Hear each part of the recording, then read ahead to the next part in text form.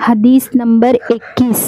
سلیمان بن حرب، شعبہ، قتادہ، انس رضی اللہ تعالیٰ عنہ نبی کریم صلی اللہ علیہ وسلم سے روایت کرتے ہیں کہ آپ صلی اللہ علیہ وسلم نے فرمایا کہ جس کسی میں یہ 3 باتیں ہوگی وہ ایمان کی مٹھاس پائے گا۔ وہ شخص جس کے نزدیک اللہ اور اس کا رسول تمام ما سوا سے محبوب ہو،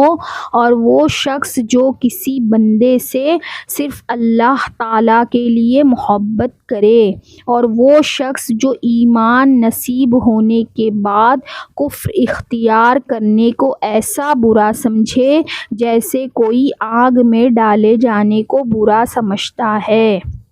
حدیث نمبر 22۔ اسماعیل، مالک، عمر بن یحییٰ مازنی، یحییٰ مازنی، ابو سعید خدری رضی اللہ تعالیٰ عنہ نبی کریم صلی اللہ علیہ وسلم سے روایت کرتے ہیں کہ آپ نے فرمایا، جب جنت والے جنت میں اور دوزخ والے دوزخ میں داخل ہو جائیں گے، اس کے بعد اللہ تعالیٰ فرشتوں سے فرمائے گا کہ جس کے دل میں رائی کے دانے کے برابر بھی ایمان ہو اس کو دوزخ سے نکال لو۔ پس وہ دوزخ سے نکالے جائیں گے اور وہ جل کر سیاہ ہو چکے ہوں گے، پھر وہ نہر حیاء یا نہر حیات میں ڈال دیے جائیں گے، تب وہ تر و تازہ ہو جائیں گے جس طرح دانہ تر و تازگی کے ساتھ پانی کے ساتھ اگتا ہے۔ اے شخص، کیا تو نے نہیں دیکھا کہ دانہ کیسا سبز کوپل زردی مائل نکلتا ہے؟ حدیث نمبر 23۔ محمد بن عبید اللہ، ابراہیم بن سعد، صالح ابن شہاب، ابو امامہ بن سہیل بن حنیف، ابو سعید خدری رضی اللہ تعالیٰ عنہ کہتے ہیں کہ رسول اللہ صلی اللہ علیہ وسلم نے فرمایا کہ میں سونے کی حالت میں تھا کہ میں نے یہ خواب دیکھا کہ لوگ میرے سامنے پیش کیے جاتے ہیں اور ان کے بدن پر قمیص ہے، بعض کی قمیص تو صرف پستانوں ہی تک ہے اور بعض ان سے نیچے ہیں، اور عمر بن خطاب رضی اللہ تعالیٰ عنہ بھی میرے آگے پیش کیے گئے اور ان کے بدن پر جو قمیص ہے وہ اتنا نیچا ہے کہ وہ اس کو کھینچتے ہوئے چلتے ہیں۔ صحابہ نے عرض کیا کہ یا رسول اللہ صلی اللہ علیہ وسلم، آپ نے اس کی کیا تعبیر لی؟ تو آپ صلی اللہ علیہ وسلم نے فرمایا کہ اس کی تعبیر دین ہے۔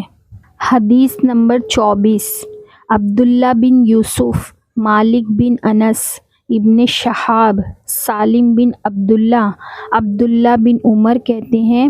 کہ نبی کریم صلی اللہ علیہ وسلم ایک مرتبہ کسی انصاری صحابی کے پاس سے گزرے اور ان کو دیکھا کہ وہ اپنے بیٹے کو حیا کے بارے میں نصیحت کر رہے تھے، تو رسول اللہ صلی اللہ علیہ وسلم نے فرمایا کہ حیا کے بارے میں اس کو نصیحت کرنا چھوڑ دو، اس لیے کہ حیا ایمان میں سے ہے۔ حدیث نمبر 25۔ عبداللہ بن محمد مسندی، ابو روح حرمی بن عمارہ، شعبہ، واقد بن محمد ابن عمر رضی اللہ تعالیٰ عنہ کہتے ہیں کہ رسول اللہ صلی اللہ علیہ وسلم نے فرمایا،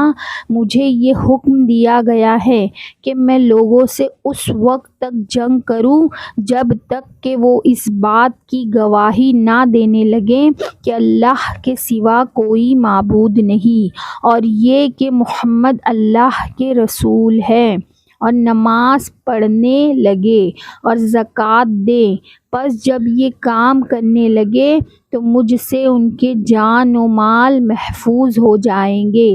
علاوہ اس سزا کے جو اسلام نے کسی جرم میں ان پر مقرر کر دی ہے، اور ان کا حساب و کتاب اللہ کے ذمے ہے۔